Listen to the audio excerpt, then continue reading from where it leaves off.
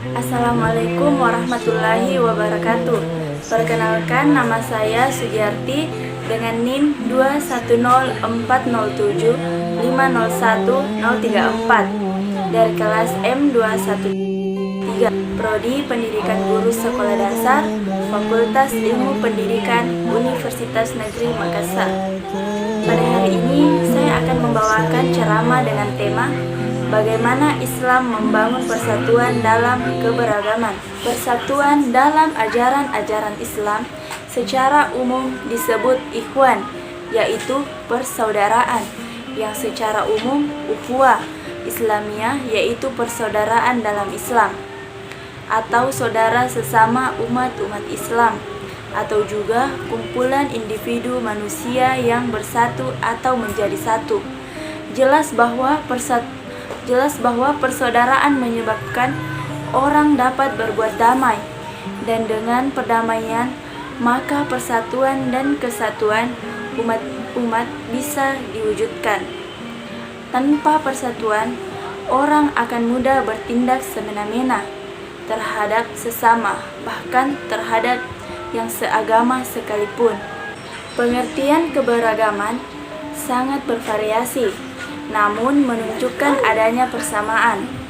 Keberagaman menyangkup aspek yang sangat luas, dapat dilihat dari tingkatannya dan faktor yang mempengaruhinya. Keberagaman dapat terjadi pada tingkat individu, kelompok, organisasi, komunitas, dan masyarakat. Keberagaman juga sangat dipenuhi oleh latar belakang demografis dan budaya, sumber daya manusia, kondisi lingkungan internal, tempat kerja, dan kondisi eksternal masyarakat yang dihadapi. Bassam Tibi pada tahun 1991 menyebut Islam Wahyu sebagai Models of Reality dalam Islam Historis sebagai Models of Reality. 8 kotak wilayah sebagai cultural domains berikut menggambarkan wilayah yang disebut realms of Islam. Yang pertama Arab, yang kedua Persia, yang ketiga Turki, keempat anak benua India, kelima Indo-Melayu, 6 Sudanik Afrika atau Afrika Hitam, 7 Sino-Islamic, dan 8 Western Hemisphère Barat. Secara religio-kultural, pada diri Islam historis tidak hanya dijumpai keberagaman yang disebut multikultural, namun juga didapati keberagaman yang disebut multi syariat. Umat Islam, sebagaimana umat-umat beragama lainnya yang telah dahulu lahir, terdiri dari beragam mazhab dan keyakinan religius. Sebagai contoh di Indonesia, Nahdlatul Ulama atau yang biasa disebut NU dan Muhammadiyah merupakan dua organisasi kemasyarakatan atau ormas Islam terbesar yang memiliki corak khas dalam keyakinan religius. Pada masa awal berdirinya atau pada masa pemerintah kolonial Belanda, Muhammadiyah dituding membuat keresahan di tengah-tengah masyarakat muslim. Muhammadiyah pada saat itu mengampanyekan pemberantasan TBC, yakni tahayul, bid'ah, dan khurafat atau biasa disebut khurafat. Bid'ah adalah perkara baru dalam agama, oleh karena itu terlarang untuk diamalkan. Tahayul dan khurafat atau khurafat merupakan perkara-perkara asing dalam beragama karena tidak diperintahkan atau dicontohkan oleh Nabi Muhammad SAW. Revolusi Islam Iran adalah dipelajarinya mazhab Syiah di berbagai belahan dunia Islam, termasuk di Indonesia.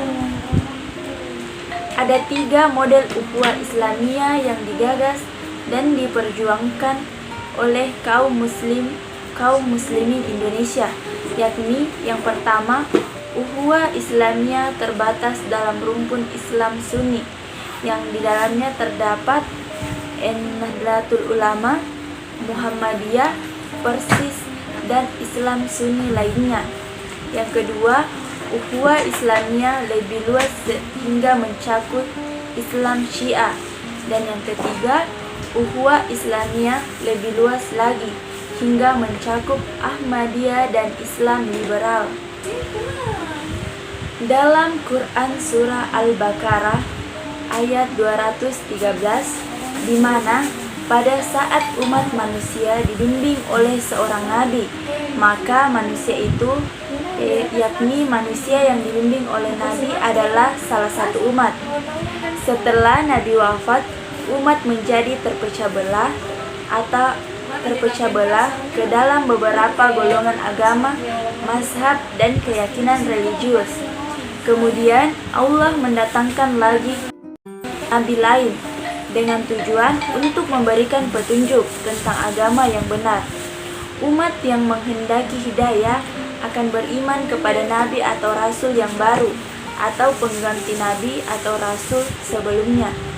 Namun, kebanyakan manusia malah iri dengan nabi atau rasul yang baru dengan alasan bahwa nabi atau rasul pengganti nabi, rasul sebelumnya itu bukan mereka atau dari kalangan mereka. Watak mereka persis iblis yang enggan sujud atau taat kepada nabi. Membangun persatuan di tengah keberagaman dalam perspektif Islam memerlukan tindakan konkret yang nyata. Ajaran Islam telah mengajarkan umatnya untuk hidup dalam bertoleransi. Untuk menjaga persatuan ini, maka umat harus menjaga tali silaturahmi antar manusia dan juga menjunjung tinggi toleransi. Allah Subhanahu wa Ta'ala telah menyebutkan dalam Al-Quran untuk hidup dengan damai sekalipun berada di antara perbedaan. Jalinan silaturahmi dengan mengedepankan toleransi tidak hanya saat berhubungan dengan antar umat beragama saja, namun bagaimana sesama muslim mampu hidup damai, rukun, dan saling menghormati antar golongan keislaman berbeda mazhab. Islam mengakui keberagaman ada, termasuk keberagaman dalam agama. Dalam Islam, seorang muslim dilarang memaksa orang lain untuk meninggalkan agamanya dan masuk ke dalam agama Islam dengan terpaksa, karena Allah telah berfirman, Allah Subhanahu wa Ta'ala telah berfirman, tidak ada paksaan untuk memasuki agama Islam. Quran Surah Al-Baqarah ayat 256. Maka sudah seharusnya kita mampu menyikapi perbedaan dari sudut pandang yang berbeda, saling menghargai adanya keberagaman, maka akan terjadi keharmonisan dalam hubungan masyarakat, sehingga perdamaian akan terus berjalan dan perpecahan tidak akan terjadi. Itulah tadi materi ceramah dari saya. Saya harap pembaca dapat mengerti dengan apa yang saya sampaikan. Kurang lebihnya mohon dimaafkan. Wabillahi taufiq wa hidayah. Wassalamualaikum warahmatullahi wabarakatuh.